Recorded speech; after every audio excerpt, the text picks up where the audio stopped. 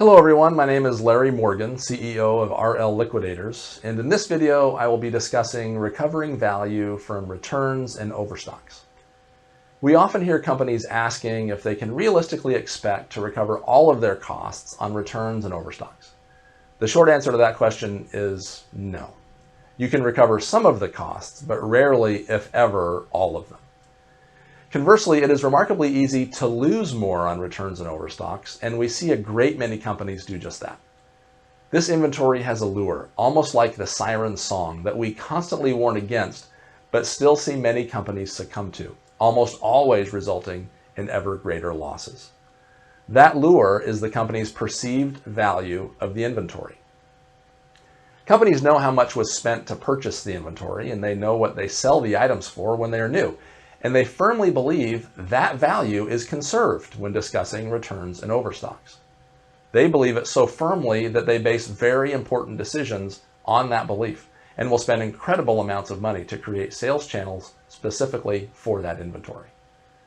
The problem is the consumer doesn't know, and what's more, doesn't care about any of that data, and it's ultimately the consumer that determines what value any item has.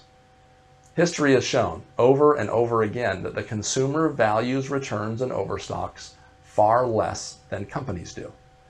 In almost every case where a company has created a retail channel for this inventory, they are completely surprised by how little the market values it.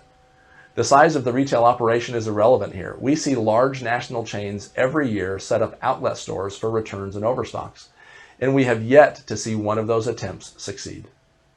This is one of the most costly and avoidable mistakes we see companies make. It's important to remember that less than half of all returned items ever sell for their full retail value.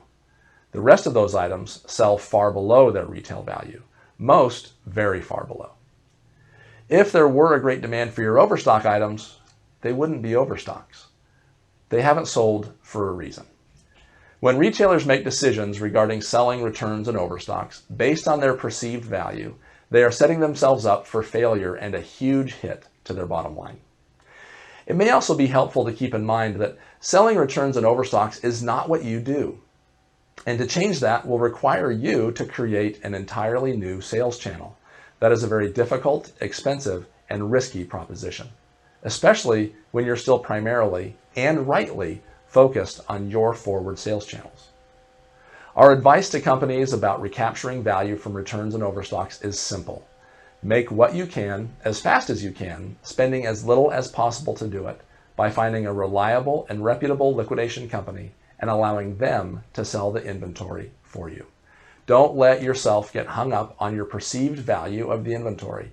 It doesn't have the value it once did, and the longer it sits in your warehouse, the less it has. A liquidation company allows you to avoid the unnecessary additional costs associated with trying to sell returns and overstocks on your own, and will maximize your recovery rate of that inventory. Selling returns and overstocks is what they do, and they're far more likely to produce better results for you, recapturing value on your behalf and sending much of that recaptured value back to you. This not only results in a revenue stream from your returns and overstocks, but it reduces your expenses by eliminating the need for you to process any of it. And it keeps you free to focus on what you do best, running your business.